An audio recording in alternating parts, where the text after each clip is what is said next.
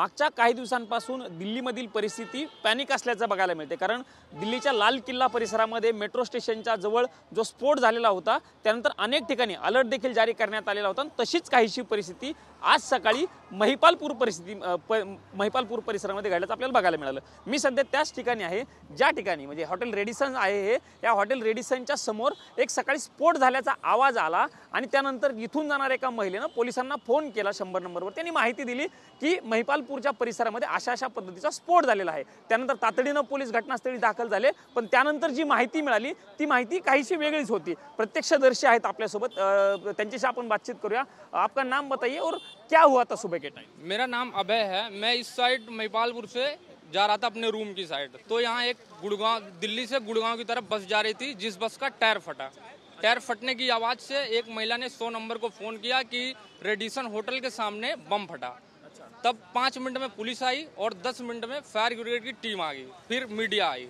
अच्छा, जब ये पुलिस आई तब आप यहीं पे थे? जी जी, यहीं पे थे मैं। अच्छा, पुलिस ने क्या क्या देखा और उनको क्या? पुलिस ने बस यही देखा, बस का टायर फटा। यहाँ लोगों ने जो खड़े वो बताए कि टायर फट गया, बस चली गई और ऐसा कुछ नहीं हुआ, बम नहीं फटा। अच्छा, मतलब टायर फूटने के बाद बस चली गई थी जब फोन किया था? जी जी, बस चली गई थी। जिस लेडीज ने ये फोन किया था, बोल रहे महिला ने फोन किया था, वो महिला यहीं पे थी या निकल गई? महिला यहीं पे थी, यहीं से उतर के वो अपनी रूम के साइड जा रही थी, फोन करके वो चली गई। नहीं, लेकिन जब पुलिस आई तब ये महिला यहीं पे थी क्या? महिला यहाँ नहीं थी, पुलिस यहाँ नहीं थी। महिला यहाँ नहीं थी, पुलिस आई तो महिला चली गई। कितने बजे का टाइम था जब ये सब हुआ? बस अभी समझ लो 10 बजे की बात है, 20 मिनट हुआ होगा। अच्छा, पुलिस 20 मिनट पहले 20 मिनट जी। अच्छा, पुलिस निकल गई, मतलब यहाँ कुछ निकल गई जी।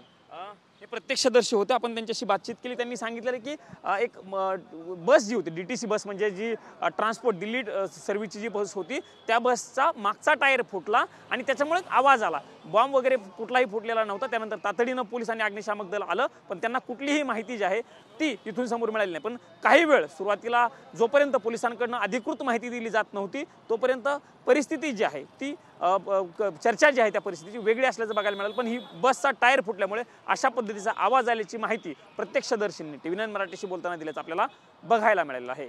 कॅमेरामन राकेश कुमार सह मी प्रमोद जगताप, TV9 मराठी, महिपालपूर, दिल्ली।